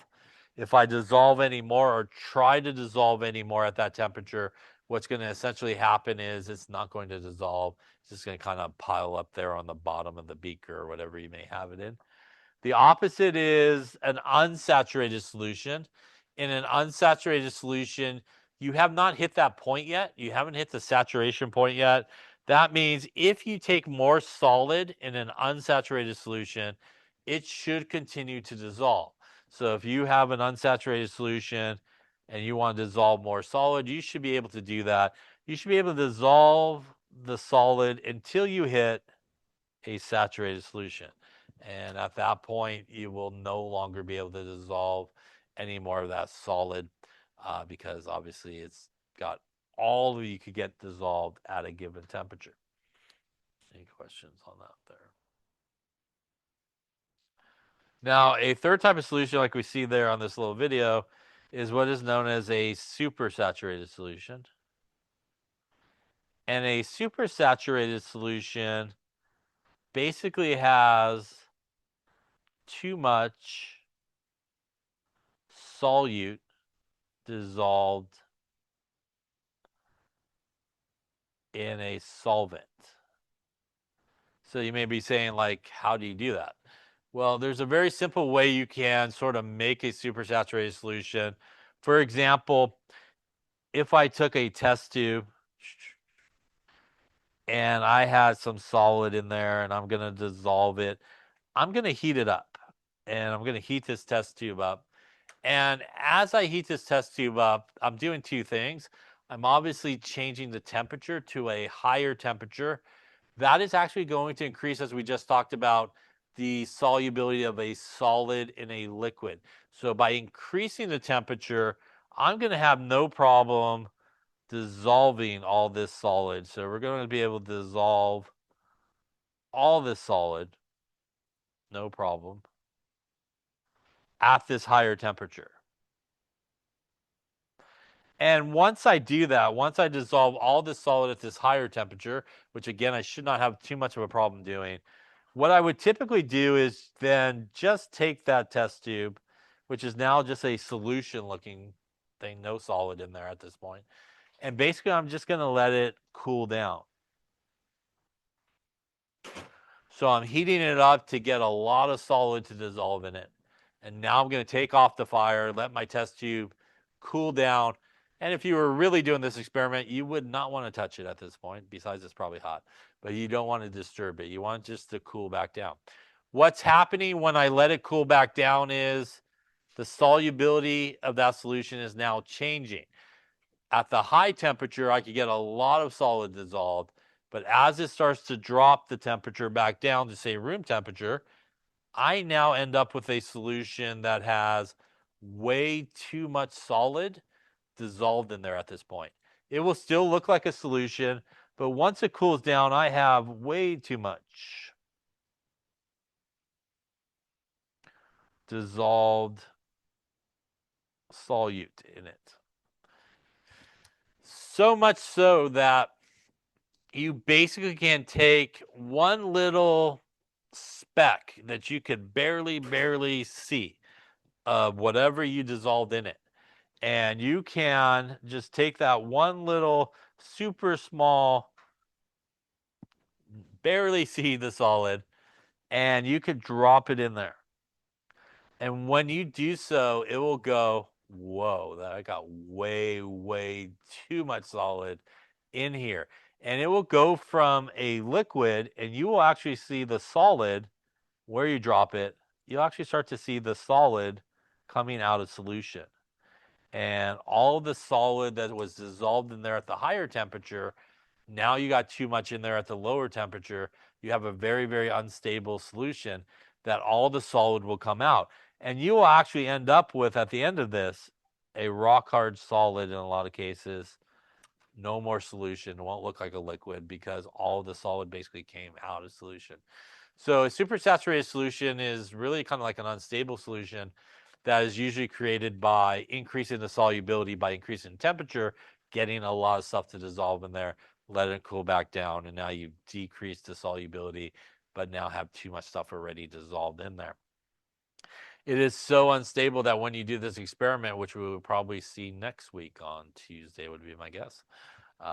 If you are not careful enough and you just accidentally like tap the thing too hard or just move it too fast, you don't even have to put any solid in there. It's so unstable, it'll go, whoa, too much, and everything will start coming out of solution. So it can very easily come out of solution at this point because once we cool it down, we have too much dissolved in there. And here is sort of that example of this. So what we have here in the flask is an actual supersaturated solution made very similar to what I just described. The solid on the right is what was dissolved in it. And you can see in this video as we'll play it, they're basically just going to take a super small piece of it. And you will see that it will go from liquid to basically solid as it does that. The flask contains a supersaturated solution of sodium acetate in water. A small crystal of sodium acetate will be added to the solution.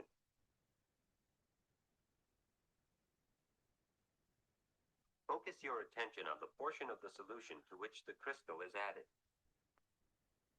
So you can't even really see the crystal he's dropping in there. And as soon as it hits, watch, it will just start coming out of solution immediately. Because again, at this point, we have way too much dissolved. This flask has been cooled back down to kind of room temperature from the hot temperature. And now we have too much of that solute dissolved.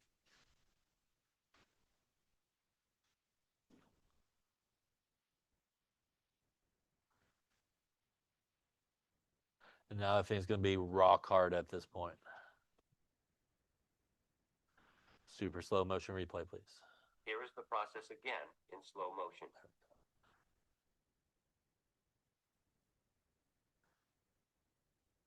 So again, super unstable. And like I said, that's very common, like how our experiment will be.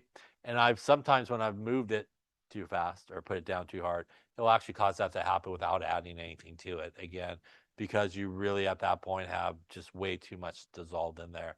It does not want to be in the solution anymore. Any questions all on that there? All right, a couple other ways that we describe solutions. One way is a concentrated solution. So a concentrated solution is one where we have a relatively large amount of solute dissolved in it. And then we have a dilute solution, which is typically what we take concentrated solutions and we do a dilution to them. And they have a smaller amount of solute dissolved in them, make it a little bit more working. Classic everyday example of that is, again, you kind of fill up your cup at the Thirst Oasis with crushed ice, and it tastes really good. And then you go to class, leave it in your car, come back out, all the ice melts. We've now added more solvent to our solution.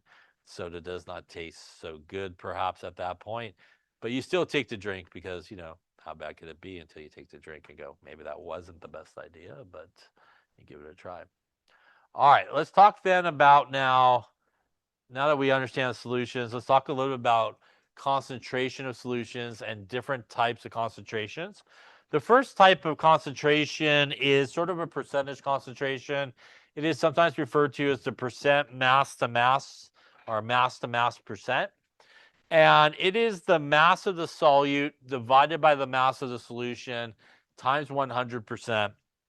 Now, on this particular one, this part down here is a very important part, and it's the part that most people screw up on when they do calculations, and that is the mass of a solution.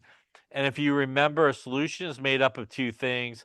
It is made up of the mass of the solute plus the mass of the solvent. And you do want to make sure that you have both of those things on the bottom there, the solute and the solvent. The reason very commonly people sometimes screw up on this is it is super common in these type of problems that they will give you that information separate from one another.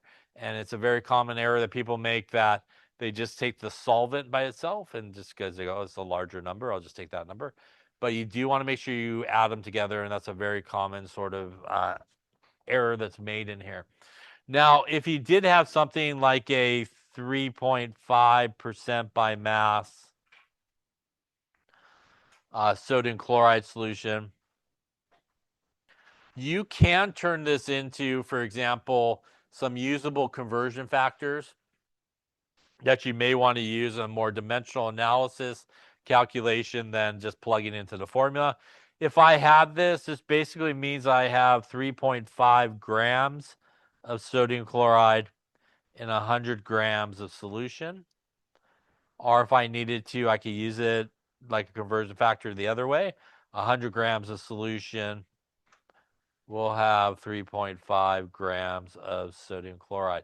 So sometimes you are given the mass percent, and sometimes it's a very useful thing just to kind of convert it into a conversion factor and take a more dimensional analysis approach. If you take a more dimensional analysis approach, you sometimes don't even have to worry about rearranging the formula or remembering the formula. You can just remember our normal dimensional analysis, opposites cancel, and that oftentimes will work really well. There are a couple of other sort of percent concentrations that we come across.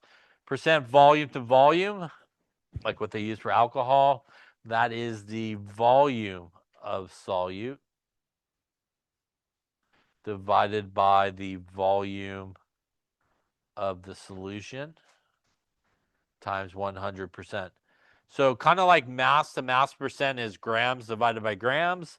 Volume to volume a lot of times is milliliters divided by milliliters. The last sort of percent concentration unit is percent mass to volume, and that is the mass of the solute divided by the volume of the solution times 100%. The units here are kind of like grams per milliliter, almost like density. Grams on top, milliliters on the bottom. They, by the way, work the same way as the previous one. If you are given the percent concentration, so if you had a 3.5% by volume sodium chloride solution, you would have 3.5 milliliters of sodium chloride in 100 milliliters of solution, or vice versa, 100 milliliters of solution, you got 3.5 milliliters of sodium chloride. And same thing down here, if you had a 3.5% by mass to volume of sodium chloride, you would have 3.5 grams of sodium chloride in 100 milliliters of solution, or in 100 milliliters of solution, you have your 3.5 grams of sodium chloride. So, like I said, sometimes it's good to take a dimensional analysis approach. You clearly could just plug and chug into there. Obviously, the units on top and bottom should be the same in terms of volumes or grams and stuff like that along the way. Questions on that there? All right, let's try one here. A solution is prepared by mixing 2.5 grams of calcium chloride with 50 grams of water. What is the mass percent of the calcium chloride in water. We're basically looking for the percent mass to mass here. So take a few moments, see what you come up with here.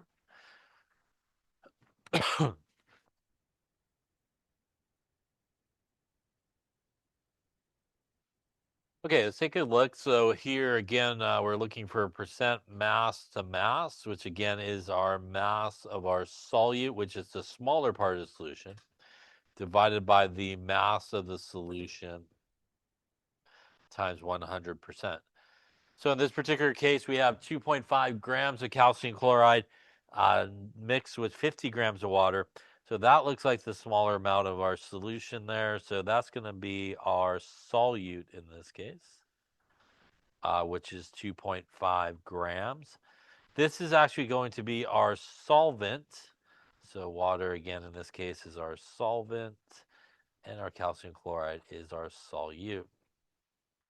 So the mass of our solvent is 50 grams. Once again, that is the mass of the solvent, not the solution. So very common error, like I said, people will roll and divide by 50 here. So to get the solution, we do have to add these together to get us the mass of our solution, which would be 52.5 grams. And now we have the mass of our solution, and obviously we have the mass of the solute. So we can plug it in. So our percent mass to mass would equal, we got there 2.5 grams divided by 52.5 grams times 100%. Going to give us a 4.76. Now, in terms of the units here, because it is a percentage, and typically speaking, these units cancel. That is typically how we would give the answer as percent m/m, so we know what we're talking about there. And you could also put calcium chloride next to it to let you know. So again, our units here would be a percentage, no grams or anything like that, as they would cancel out. Any questions on that one there? All right, so let's take a look at another one here. Concentrated hydrochloric acid solution contains 37.2% by mass. What is the mass of the HCl that's contained in 35.5? Okay, so again, obviously we're dealing with percent mass to mass that was given to us. So we can pop our formula up here.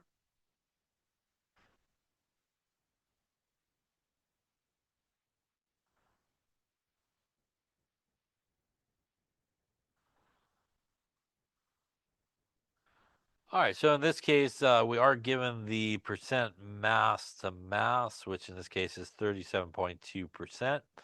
We are looking for the mass of the HCl, and this would be our solute. And how do I know that's the solute?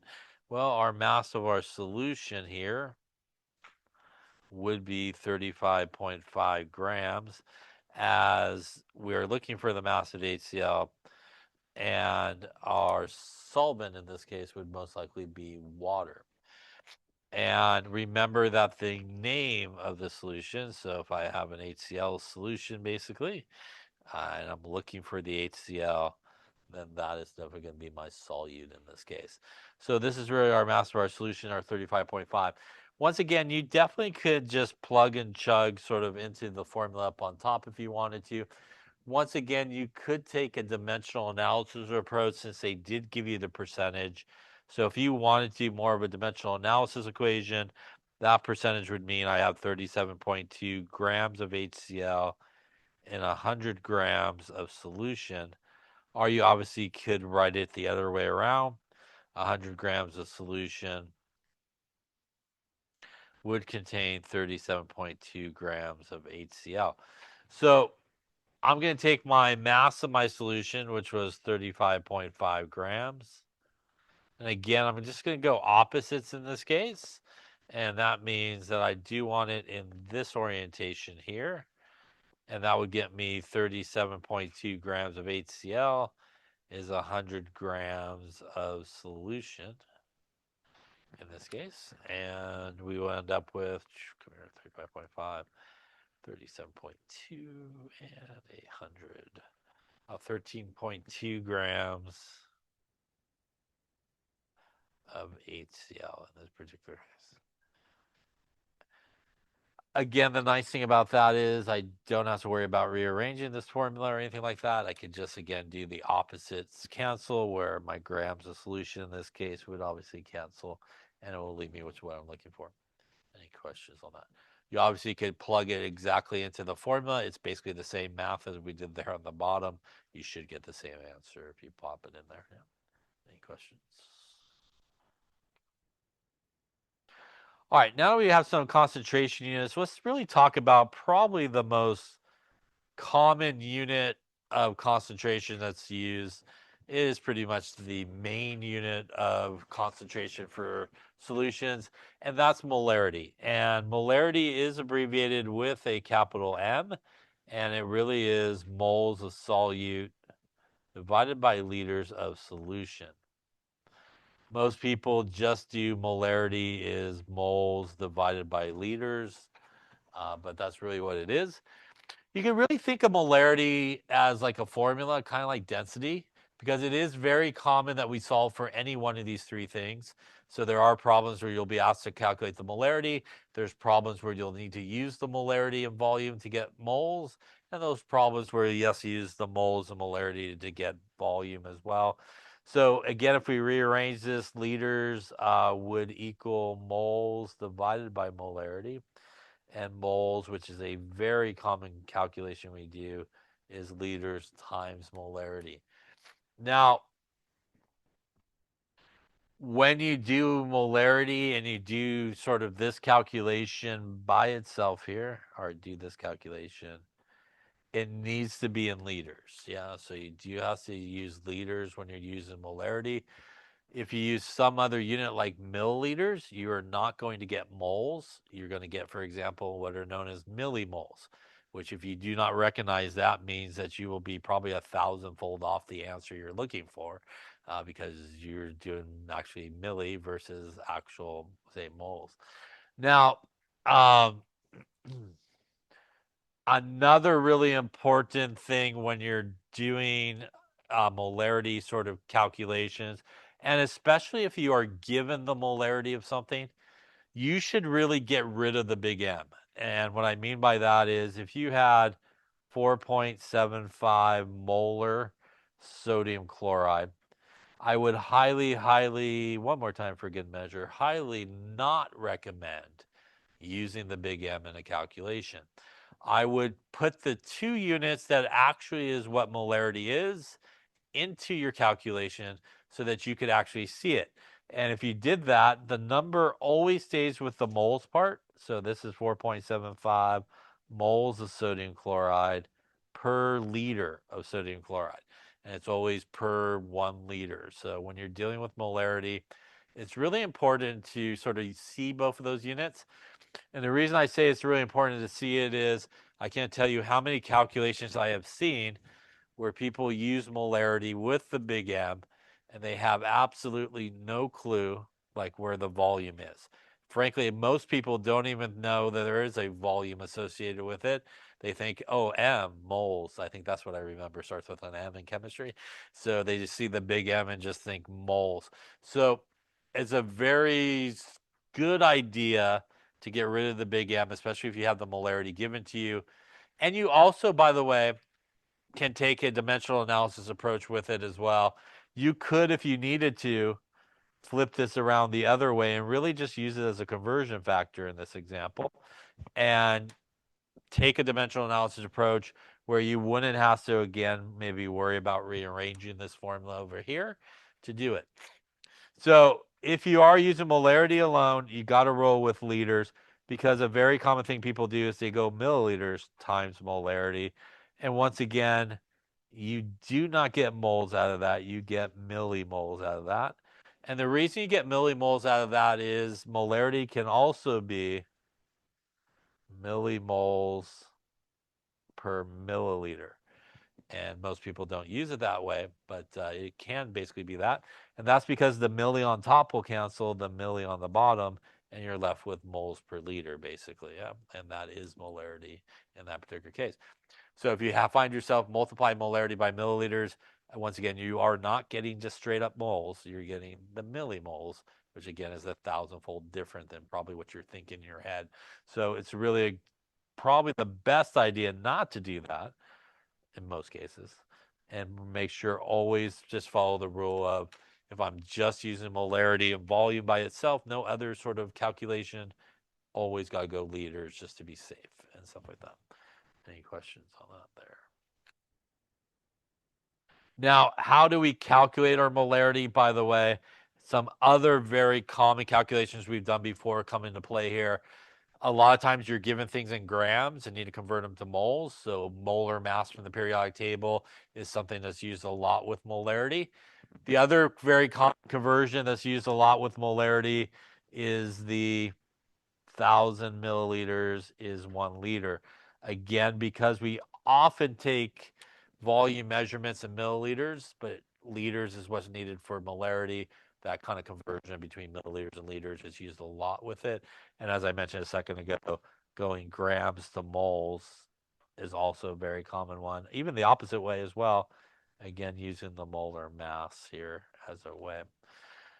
So when we have a 1 molar solution, and that's how you say the big M, which is molar, it is basically how much of each of those things are dissolved in the solution. So if I had a 1 molar sodium chloride solution, that means I have 1 mole of sodium chloride in 1 liter of solution.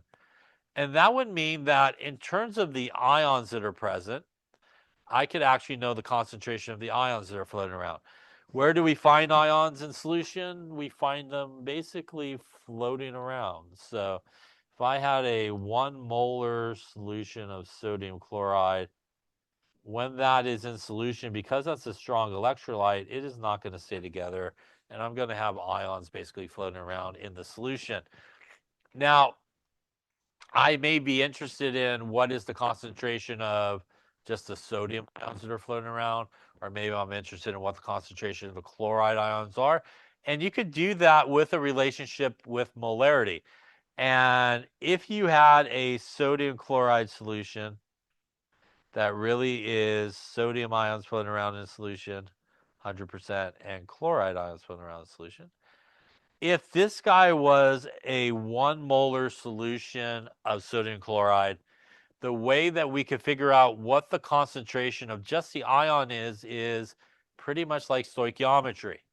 We could look at the way it breaks apart, and it is basically a 1-to-1 relationship between those two, which means for the sodium ion, it would be 1 times the 1 molar, which would give us 1 molar sodium ions floating around in that solution. I could also do the same thing for the chloride. It is a 1-to-1 relationship, and I would take 1 times the concentration of the whole thing, and that would tell me that I have 1 molar chloride ions floating around. Now, clearly, it's not additive. 1 and 1 doesn't equal 1. It equals 2.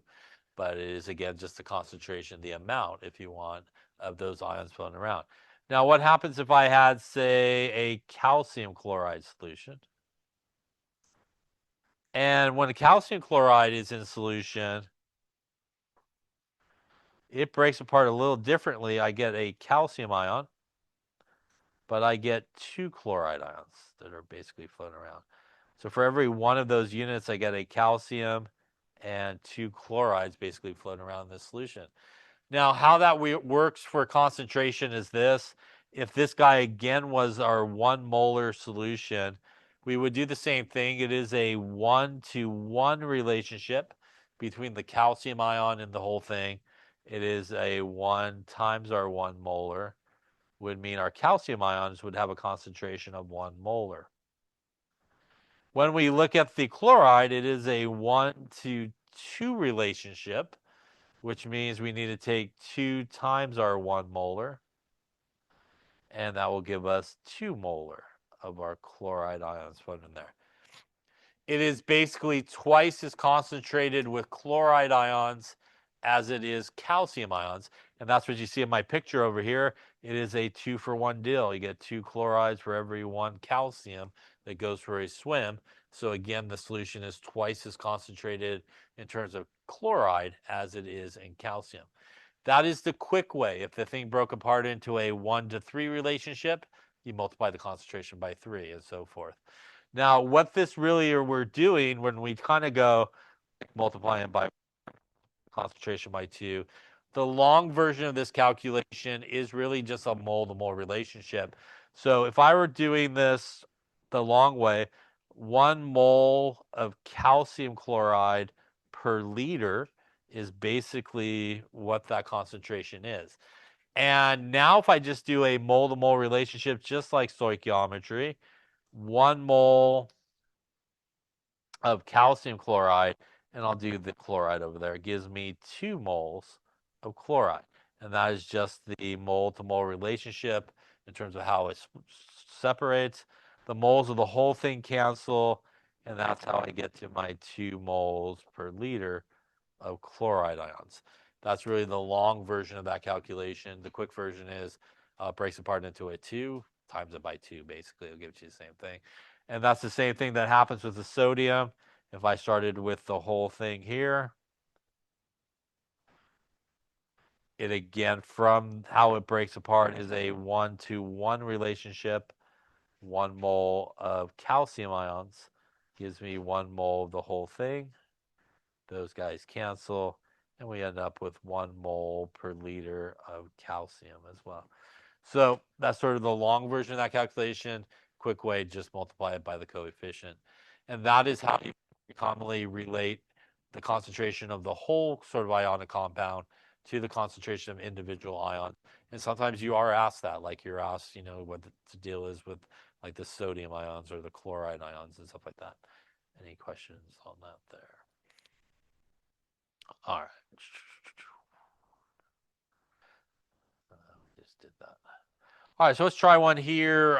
Calculate the molarity of a solution that's prepared by dissolving 15.6 grams of KBr in enough water to make 1. All right, so let's take a look. So obviously we're looking is again mole. So we want to kind of think about it. Do we have any information given to us? So obviously we have 15.6 grams of KBr. That is not moles, but it is grams, so we could easily get that 2 moles. So that eventually is going to kind of end up there. We also have a volume here of 1.25 liters. Ready in liters, so it's good to go. So really at this point, to calculate the molarity, all we have to do is a conversion between grams to moles. That is our periodic table. It's going to help us do that. In this case, we're just going to add these, I think, and get a $1.19 there, grams per mole.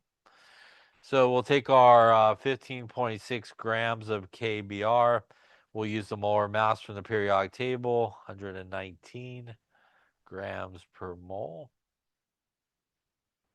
And that's going to get us here, looks like 15.6 divided by 119, 0.1311, we'll call it, moles of KBr. That again is really what we want to kind of put up here. We now have the moles, we have the liters, so all we have to do is divide. So our molarity in this case would be our moles divided by our liters. And once again, like I said, very commonly milliliters is given to you, so that milliliter liter conversion.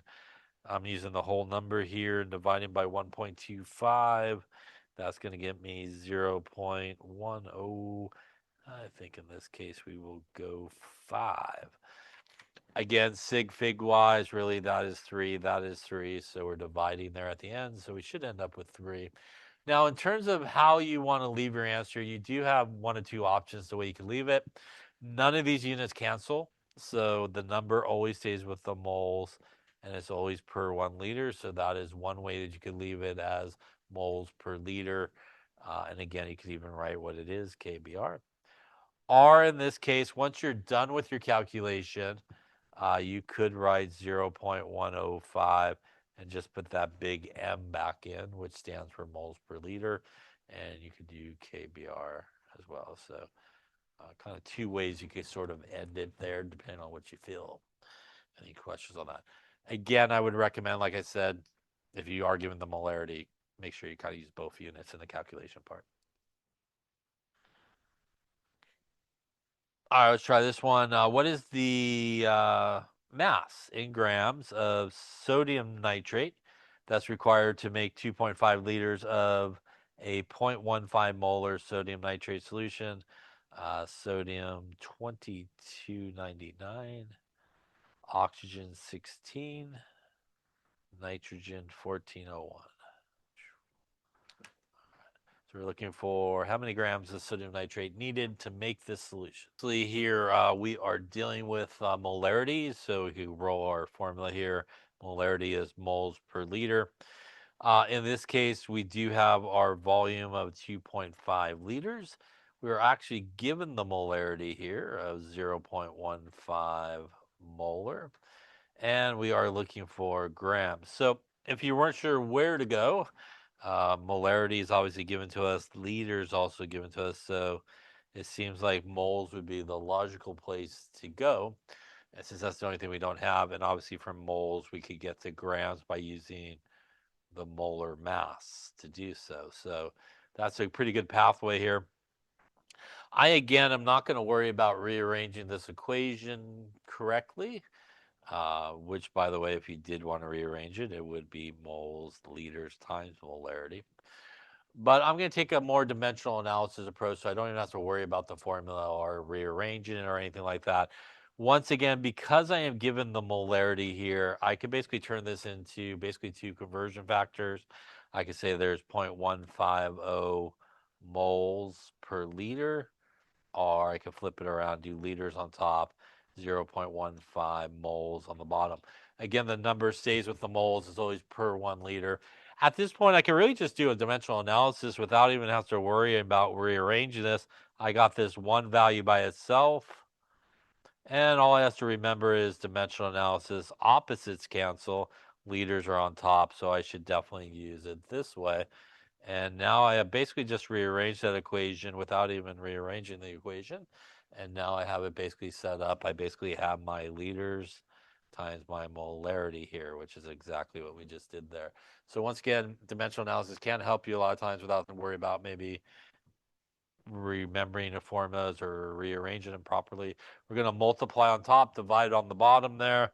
So we're basically going to multiply here, and we're going to end up with, looks like 0.375 moles of sodium nitrate. We don't want moles, but we want grams. So last thing we need to do is a little molar mass action over here. So 2299 for our sodium, plus 16 for our oxygen, plus 3 times 1401 for our nitrogen. That's going to give us 85 grams per mole, which also is going to be used as a conversion factor in this case.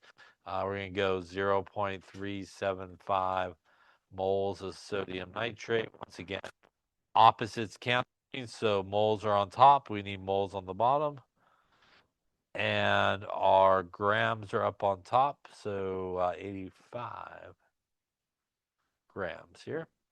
Sodium nitrate going to cancel out there the moles of it, and we're going to go times it by 85 here, it looks like. And that's going to get us a 31.9 grams of sodium nitrate there. Any questions on that calculation?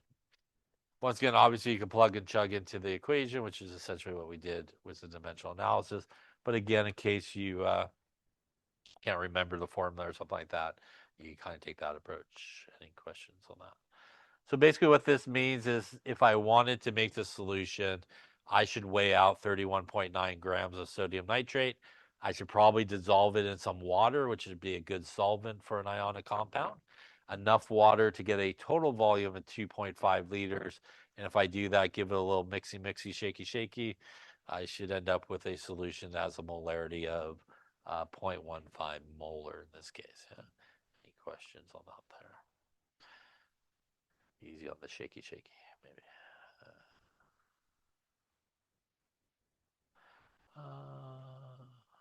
Let's try this one here. Actually, let's do this one. Let's try. Let's go. What is the molarity of a solution made by dissolving 30.5 grams of what do you